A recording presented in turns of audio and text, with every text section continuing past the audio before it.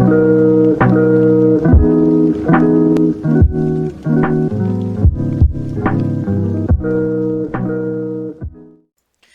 folks, what is going on, RedMaster, and welcome back to episode of Cards and Castles TV commentary. We've got some fun matches lined up for you today, so without further ado, let's go ahead and jump right into match number 1 and see what today's video has in store for us. Alright folks, and match number 1 is going to be, I believe, that must be Arbiter. That's the only way I could figure to pronounce it. But Arbiter taking on Reno63, of course, a bit of Ninja Pirate taking on Warlock Crusader. We'll see what both of these players are working with here as we jump right into the matchup. Reno kind of throwing off signs of either Knights or no interaction. Obviously Cleric. Okay, White Knight, so probably going to be Knights on his end. We have yet to see what Arbiter, of course, is going to use. We've seen Elvish Thief, which is pretty standard for any kind of pirate deck. You really can't figure out the composition just yet, but we're obviously going to throw out a Cleric, which is a nice way to kind of block this Elvish Thief here. We, of course, avoiding the 3 damage. Plus, we can get a heal back on Cleric if he decides to make that connection. We'll see what Arbiter responds with, though. Blacksmith going to be a nice way for him to get around the Cleric, obviously. Nice sort of way to avoid that healing as well. Gonna throw out the White Knight here. It just makes all the sense in the world. We're gonna kind of throw it out there. We could have thrown out the Blacksmith, but I think just getting that, more established pressure is fine.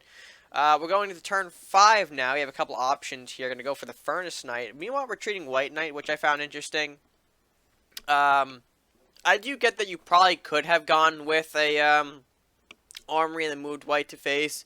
That does leave you weak, though, to the Kunoichi. Of course, Kunoichi can come in, swipe for 5, potentially more with any sort of buffs lurked in Arbiter's hand. We haven't seen a lot of cards from him as well, so I have a feeling there could be a card like that hiding in his hand. So I guess it was kind of, a little defensive, but still decent play for him to kind of move the White Knight out of the way here, and instead going to try and go ahead and charge him with the Furnace Knight. Obviously, doesn't know where Kunoichi is yet, but we'll soon find out. He'll learn that, of course, Kuno never moved off the spawn, which is fine. We're going to throw out a Shaman here. That's going to go ahead and get tossed right in front. Kuno behind. At this turn, we do have... Okay, it's going to be a Lore Master setup, so I miscalculated the gold there. I thought we had enough for a Blacksmith Armory, which could have been a decent way to get some of these guys buffed. But Tarius, also fine. We could have dropped Headless as well to maybe proc a Kuno kill or a Blacksmith kill, but we didn't. Nor did we move in the Furnace Knight to take out the Shaman, which is interesting. This does leave Furnace Knight, of course, open to die from the combination of Shaman and Kuno. I feel like that maybe not is going to be the route that's going to be taken. We'll just have to find out, obviously. We're going to drop... Okay, Shadow Katana. So, yeah, buff in hand, like I mentioned before, with the Kunoichi and the White Knight. It was lurking, I think, in that hand, and obviously we're going to see it now in action. Going to be used on the Shaman to make a great sort of kill with the Furnace Knight, even though it's, still a 2-for-1 card trade. But still, we're going to get rid of it with 1 unit rather than 2, which is fine. We're going to throw out the Hovel as well. So start kind of building up a little bit of an offense. Reno has some good opportunities here to Headless, which I don't think he I think this is the turn he goes, yep, Blacksmith Armory, right? Oh, no, I think you guys go Headless, yeah. So Tarius obviously going to kill off the Kuno for free there because of the position of the spawn. Headless does make an appearance because now we can either swipe out the Hovel or the Blacksmith, 2 very high-value targets. Gonna hit the Blacksmith, which is fine. We're gonna cut off that global buff support. Meanwhile, we do have Reno has one of his own, so that's fine. We'll take the little bit of a lead there when it comes to the global buff game. We're gonna see a bunch of stuff come out now. Elvish Thief, Flux Stabes, the Rat from Hovel, just kind of getting some body blocks here. Can kind of tell from that point that Arbiter is in a little bit of trouble. Doesn't have a lot of responses to what's coming out now, and even more so now that Armory, and I believe, yeah, the Stables that we just drew is going to get thrown down as well. So really kind of making these Knights a bit stronger here. And of course, White goes for the connection there. The armor will regenerate itself, and we do have the lifesteal from the Elf to kind of make a clean kill there. Southport, Stone Drake coming out now as well. Curious that the Stone Drake doesn't really go anywhere. It kind of just sits on face here. We did pull Lumi, so we could move this White Knight in here, do a little bit of a bop to face on 5. Lumi's going to get a lot of stuff out here, except for the Stone Drake, so we'll see if maybe that's going to be the case here. We do throw out the Demonic Rage, however, instead of using that Luminaris, which is kind of confusing, and to take out the Stone Drake nonetheless. I guess maybe he was considering that he wanted to get this Lumi as sort of like the max value possible, and the best way to do that was going to be through, removing that Stone Drake a little earlier on. I probably would have personally liked to Lumi here. You, again, take out a lot of stuff here. You prevent the minor spells from Flux. You take out the Hovel to prevent the Rat Spawn. But, I mean, I guess he wanted to make this White Knight nearly unkillable, I guess, which is fine. We do risk the Execution, though, being in the deck, but hey, we do throw another White Knight out just for extra backup here. We'll see how Arbiter does respond, though. We do have 11 gold. Mordok going to be the card coming out, plus Metal. Okay, so we do have another trick up our sleeve, which will be the Mordok Scope. Alright, that's fine. A little bit of damage onto the White Knight. And the Headless is actually the great pull that Arbiter needed that will allow the White Knight on face to fall. So a bit of a waste of the Demonic Rage. You never really got to really fully utilize that, but that's going to be alright. Arbiter forced to do a lot of stuff here just for defense purposes. So Hovel is gone. A Rat got sacrificed. Lumi finally getting used here. And I think we are, okay, going into Flamestorm as well, just to remove that Mordok Scope from the board here and kind of push for some more damage. At this point, it looks like it's going to be Reyno's game. We've got two John Vievs in hand, Paladin, Frog Prince. We still have all of our Resolve stuff left, and Arbiter is down to, 2 cards. So a bit troubling there. We're going to drop a Stables, going to bring out the Paladin, White Knight up to face as well, so we'll probably see that connect. Which, okay, we missed the attack, but that's, I guess, okay. Maybe he was focused on getting rid of the race, kind of a little bit of a mistake there. But I think just the game is in such a commanding position that, a mistake like this, even though it is, rough, we are going to see the surrender from Arbiter anyway, so that does mean the match goes to Reyno. Very nicely done, showing that Knights are still a strong contender, especially when they have the ability to just create these big bodies like you saw here. The armor, we didn't really see the Resolve too much because obviously we held things like the Genevieve and the Paladin until like the very end. But still, dangerous stuff here with the Lumi Burst. It's just creating big bodies that are hard to punch over, which, in this current environment might somewhat work as a decent counteraction to things like the no interaction running around, the Mystic Wrath, things that require all these small tokens to do a lot of damage. If you can force out those big sort of either burn cards or, the Mystic plays, and meanwhile have an arsenal of your own, so you might be in pretty good shape here. But overall, like I said, another great showing for Knights, and they do pick up the win here, so very nicely done by Reyno. And with that being said, guys, move on into our second matchup, so let's see what that match has in store for us. Alright, folks, and for our second match, SegFaulty, of course, makes a return to the TV scene. He's going to take on NightStar here in a little bit of a mirror faction matchup here, Warlock Crusader versus Warlock Crusader. This obviously could be no interaction, but it could be last will as well as Knights, as we did see in the previous matchup, so I'm kind of excited to see what both men have in store for us. Let's go ahead and jump right into that.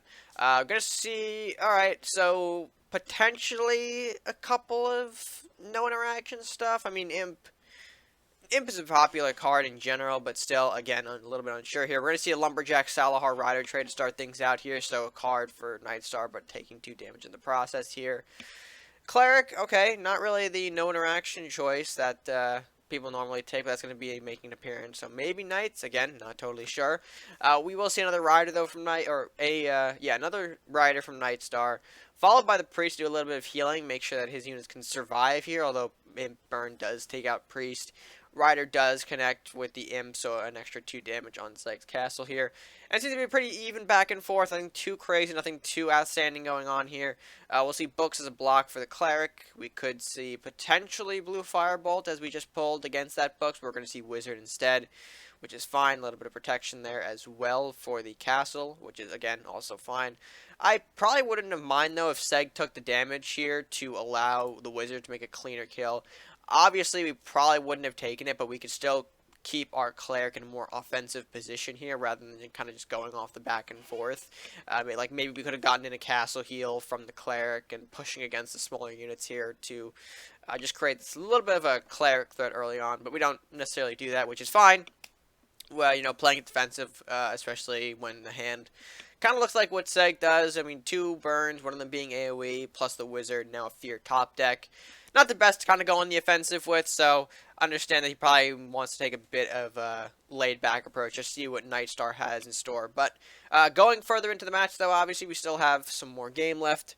We'll take Fear. That's going to push back the books. Going to draw us a Lumberjack. Not the best pull, but hey, we'll throw out the Wizard and the Lumberjack as well to create some more burn targets for that Imp, obviously, because that hasn't awoken yet.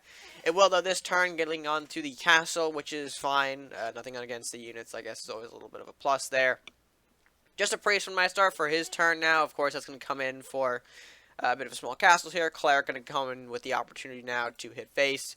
Assisted by the Armory and then getting good castle heal, which is exactly what I kind of mentioned earlier when Seg didn't have the Cleric in that aggressive position. He could have pushed the Cleric earlier and gotten the castle heal to ensure that his Cleric would have been getting heals, which again creates a bigger threat when you have these small bodies that can only do so much damage and not the final kill. But hey, we're going to see a little bit of Cleric heal. That's going to land on Castle, which is good. Not fully, though, which is the important part. The Imp did kind of keep us away from that max heal, so obviously we are one short. The Cleric heal could still land on the Castle necessarily for a future turn, so we'll see if that's going to be the case there. We'll see Lumberjack move up as well to take a bit of a more offensive position. We'll see a Flamestorm hit the board, though. It's actually going to clear a lot more of NightStar stuff, unfortunately, than Seg stuff. But that allows Books to get the kill onto the Cleric. Does heal the Armory, which I think is one of Seg's best scenarios. Just Armory overall, beefy card. You don't want that to be in Flamestorm range here, which we do see. I mean, I think Seg is going to try and plant a use here. 2 Tarius Files do hit the board here, so we could potentially see that next turn. Blaze is going to be a nice play from NightStar here. I don't think he recognized, obviously, because he couldn't tell it's in hand, the importance of the play here. But that's definitely a good play, because sure, Seg can potentially pull off a Flamestorm this turn, but in doing so, he burns off his only 2 units, that was being the weakened Wizards, and is just left with a very weakened Armory. So despite him taking the massive 4 draw, I think he wants to preserve his Wizards just a little bit longer here, and we'll see if that's going to be the case for the next turn here. As we go back to Seg, who does pull an Armory, so he's probably going to drop that most likely, yep, and then going for 5 face, which is okay. He doesn't want to use that Flamestorm, like I said, because it's going to kill off both of his Wizards, and I feel like he wants to keep those around just for a bit of an advantage on the board here. He doesn't want to just give up his board presence for a lot of cards, especially when the cards he pulls may not be super useful to him in the long run anyway. So we'll see how NightStar responds to this. Obviously, the Wizard put in a very jeopardizing position will be met with the Craxus, so that's great value for NightStar. Going to go ahead and pick up 2 for no damage. We'll see Seg going to have to respond with the Headless Horseman. That does land on Craxus, though, which is probably one of the best case scenarios for Seg. That does mean his Wizard can connect to the Craxus to kind of cut it off from any sort of additional draw. NightStar, though, going to go ahead and chip away 1 on with the Lumberjack, Blue Fire Bolting and Armory, so that does mean Seg's Wizard will fall, thanks to the lack of health support from that Armory.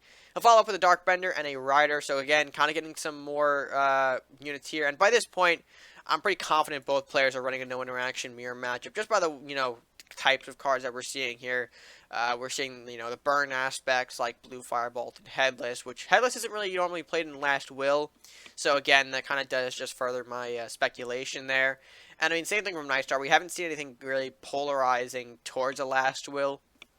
So, I mean, it still might be. I think we haven't really seen anything to kind of justify otherwise completely, but, that's still fine. We're going to go ahead and do the Blue Fire Flamestorm combo here for Seg's turn. You have to reconnect with that Lumberjack. Unfortunately, his Armory does fall, but he will take a massive 4-card draw here. He does have some good things to play here. Loremaster Salahar, I believe, is going to be the play that comes out of this. Yep, so he's going to kind of rebuild his board just a little bit. And going over to NightStar, who, of course, for his turn 8, going to go ahead, drop a big old Craxus, followed by a Lumberjack here. That's very problematic for Seg. Obviously, his hand isn't the best to deal with that kind of stuff, so we're going to go ahead and deal with the Craxus here the best way we kind of can. Be great if we can hit the Craxus with the Last Will. Unfortunately, we do not, so unfortunately, the Drain Life going to go ahead, buff up the Tarius. Tarius going to do some face damage in response. That's kind of setting him up for an Arbiter kill in the end. That's kind of what he wants to do at this point, just to end the game. Hopefully, NightStar doesn't have a thing like Hands or Arbiter of his own. We'll have to see. Craxus is going to try and get a... Alright, so he'll kill off the Tarius with the assistance of Drain Life to try and maybe pull a Hands. Darkbender, though, suggested he doesn't, and of course that means the game goes to Seg. And he goes to Flamestorm for good measure anyway. He's going to go ahead with the Arbiter, though, kind of stick to the original plan here, and that will be the end of the game. Overall, pretty decent no interaction mirror matchup. Kind of, some good back and forth between these two. Obviously, I think the big turnaround was that Flamestorm doing a whole lot and giving Seg just a massive card advantage in sort of the later stages of the game where he can use to just sneak away to win the game. So overall, decent matchup in no interaction. Still going strong. But with that being said, let's go ahead and jump into match number 3, our last match of the day, to see how this TV commentary episode ends off. Alright folks, and for our final matchup, it is going to be Notty taking on Trubat, a little bit of Warlock Viking taking on a Viking Pirate. I can only imagine that we might see some early rush, some early aggro from the Warlock Viking, but we'll just have to see if that's going to be the case here as we jump into the matchup. We'll see a bit of Mystic Reanimate stuff from Trubat. It's kind of interesting there. We do see 2 Mystic Parrot two Parrot Rush, not Mystic Parrot. We do have Mystic Journey though, which is fine. And we'll start off, just how I kind of predicted the Warlock Viking was going to start, hitting a Primordial Flame off of the Metal of Bravery, which is going to be trouble for Trubat, considering his stuff is not well equipped to kind of take on 2 flames this early on. We'll do see a warrior push, which is going to be a nice way for him to kind of keep his warrior alive for a little bit. That is going to force Notty, though, to, I think, Flame Shield, the weaker of the 2, which is kind of curious. I'm not sure why we don't make the healthier one just that more intimidating, but hey, it's fine. We'll keep both at, I guess, 6 health, and we'll do a bit of early damage here. Already taking a bit of damage at this point is Trubat. He's going to have to use the Lightning Blade just to get rid of one of these Primordial Flames, obviously the one with attack, to mitigate the damage coming in. Does leave Notty to drain life, however. That does mean his Salahar Rider gets a little bit stronger. I think he was hoping for that Primordial Flame to get a boost, but hey, the 4-3 Rider is also nothing to kind of scoff at here. Guard's going to be a great pull for Trubat. This obviously is going to allow him to pull off a Reanimate from that Guard sacrifice into the Salahar Rider. Unfortunately, we can't kill the Primordial Flame thanks to Rider's Last Will. It does take out the Headless Horseman, meaning that Notty gets another kind of turn to make this flame more intimidating, leading to a warrior as well, kind of making an appearance here, trying to kind of end the game as quickly as possible here. Trubat reveals Might of the Minotaur on the big flame, which is disappointing for him, but hey, Banshee could potentially pull something big here. Risky Business going to be the card that comes out. Southport Captain going into the warrior. We could go ahead now and open up for a Parrot Rush, which I think, is going to be the play here. Kind of curious, though, as to the Mystic Journey at this point in the game, though. I guess we wanted to keep more bodies on the board here instead of sacrificing all the Parrots, which is fine. We do lose the Lumberjack off the discard, unfortunately, because remember, we did use Risky Business. I'm going to prompt Notty to throw out another Warrior here and only just kind of pass it back. We do see both players are low on cards, and none of them really have a good draw engine to kind of support their mid/late game at this point. So Battle Ready looks like going to get thrown out here, Witch Bolt as well taking out the Parrot. So Notty going to try and kind of reinforce his position on the board here, just to kind of push Trubat for that last 5 bit of damage here, trying to maybe kind of force it out of him, saying, hey, you're probably not going to be able to do anything. If I could just get into the face here, if I can pull off another burn, maybe I can just end this off without worry. Which, I mean, he's kind of getting close to here. I mean, Trubat going to pass here. Notty has an open gate here, but unfortunately does decide to pass as well, so a big fat nothing for turn 8 all around. Southport Captain going to go ahead and get killed into the warrior. Journey, a big pull off the top, because obviously the Robins now can do a lot more with that. So a bit of a Mystic Rat, but you do get that Parrot effect. And it's going to be very, I think, tricky for Notty to get out of this one, considering he's got, 3 cards in hand. One of them could be Dragon's Fire, but unfortunately not going to be that. Vampire makes an appearance, going to sack away or, drain away one of those Parrots. And Blacksmith, just a very strong pull at this point for Trubat. That's going to go ahead and bring his forces up to just be even stronger. Can't end the game, though. I think he's just 2 off. Yeah, he is 2 off. Leaving Notty to maybe draw a big Dragon's Fire is incredible value here if we do pull that. Which, can we? We don't. So we're going to pass it back, unfortunately. Not sure if there maybe was a DC that happened just off of, just didn't get what he wanted, so he ended up passing the turn here. But looks like we're going to do a little bit of BM, and Warrior going to be the card to end it off. Overall, very nicely done from Trubat, kind of making it, past that initial bum rush. Very close there to his castle, though. Surviving off of 5 HP. Pretty sure if Notty could get some of those cards that he needed, obviously there were 2 turns in the late game that he just ended up passing, one of them being the last turn. So I felt like he might have been able to kind of pull something together if he had drawn the right cards, but I guess, clearly that did not happen. So Trubat does take away a win off this match, and very well done to him, just for surviving the Primordial Flame Rush. But with that being said, guys, it is going to end off our TV commentary for the day, so let's go ahead and close out this video. Alright, folks, and with that being said, I hope you did enjoy this edition of TV commentary. Let me know what you guys thought of the match, leaving your thoughts down in the comment section below. And while you're down there, if you haven't done so already, be sure to hit the like button if you enjoyed, share with your friends, and of course, subscribe if you're new or haven't done so already. It is the best way to show your support and help us grow here onto the channel. And, yeah, that's going to be it for me for now. So, until next time, guys, stay gaming.